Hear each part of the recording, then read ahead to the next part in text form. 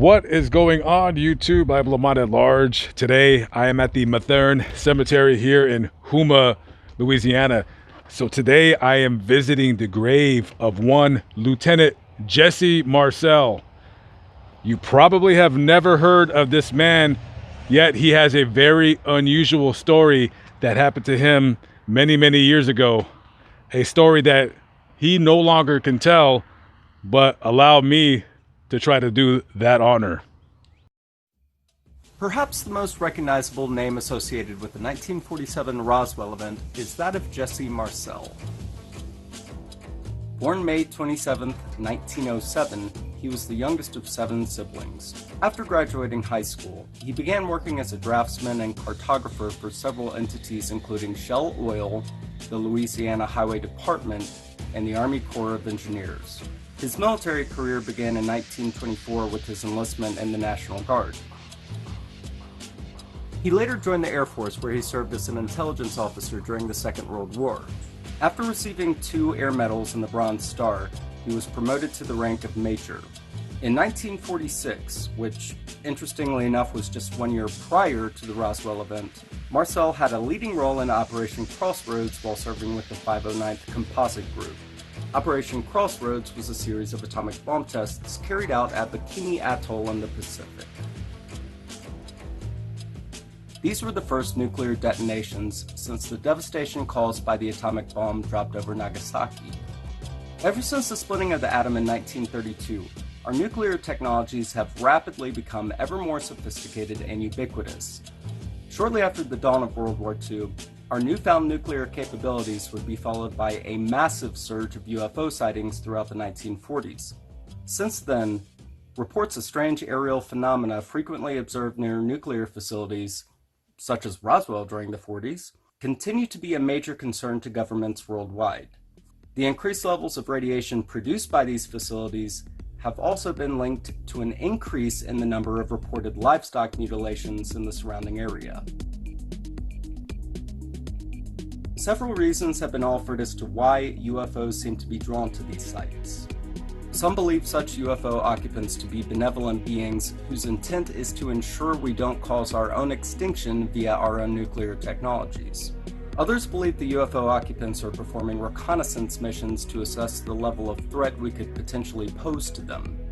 Either way, the Roswell crash occurring so shortly after Operation Crossroads, combined with the fact that Jesse Marcel had been such a central figure in both, is an interesting coincidence to say the least, but it definitely makes his life story all the more intriguing.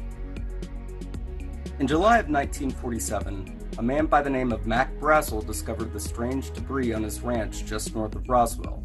He immediately reported to the authorities that what he found may have been the wreckage of a flying disc. Brazel collected as much of the debris as he could and drove it down to the local sheriff's office. The sheriff, George Wilcox, was equally confounded when shown the metallic fragments. Unsure as to what he should do about the peculiar situation, Wilcox contacted the commander of the 509th Composite Group, Colonel Butch Blanchard, at the Roswell Army Airfield. Recognizing the significance of what was before him, Colonel Blanchard accordingly reported the incident to his superior, General Roger W. Ramey.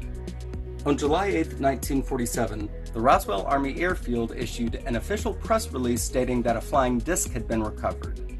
This statement was quickly redacted by the Army on the very next day, stating that what had really crashed outside of Roswell was nothing more than a weather balloon. Thus the story of Roswell was born, bringing with it a fiery debate that continues to this day. In our previous collaboration, Lamont and I further explored the Roswell event as it pertained to the life of Mac Brazel. It's well worth a watch, so definitely check it out if you have not done so already. Link in description. Eyewitness reports include strange descriptions of so-called memory metals, as well as the remains of small humanoids. The echoing of such claims in Marcel's journal begs many questions if we are to believe the official weather balloon narrative. What would compel so many respectable professionals, like Jesse Marcel, to lie about what they saw? What would they possibly have to gain? The stakes could not have been higher for men like Marcel. Given our government's long history of lies, especially with respect to the UFO enigma, what reason would anyone have to place blind faith in the official narrative? Just a thought.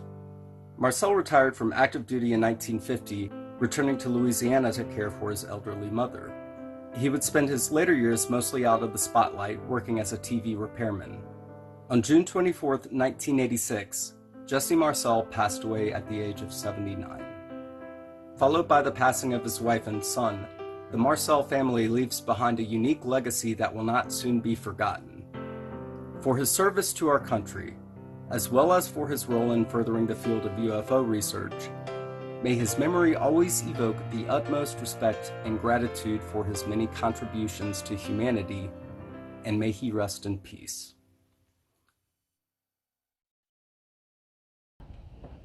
I wasn't here even 2 minutes, and I, by dumb luck, found his grave. It was almost like it was pulling me in.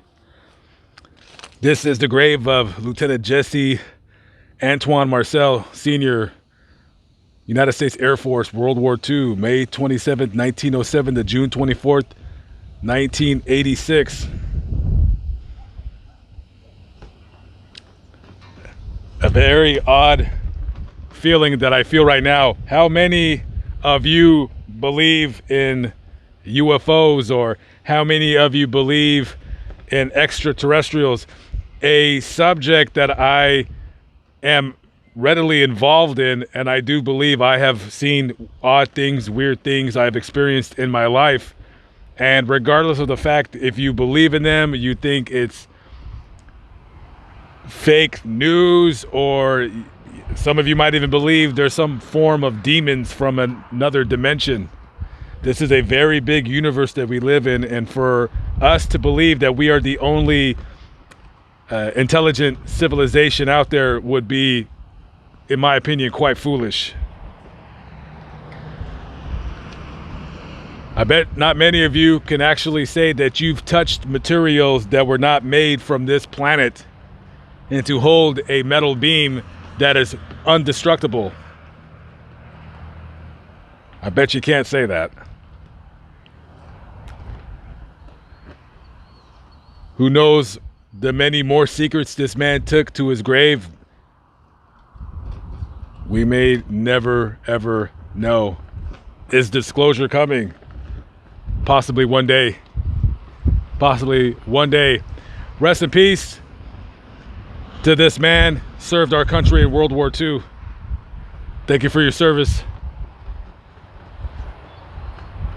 And I am Lamont at Large. I will catch up with you on the next vlog. Peace out.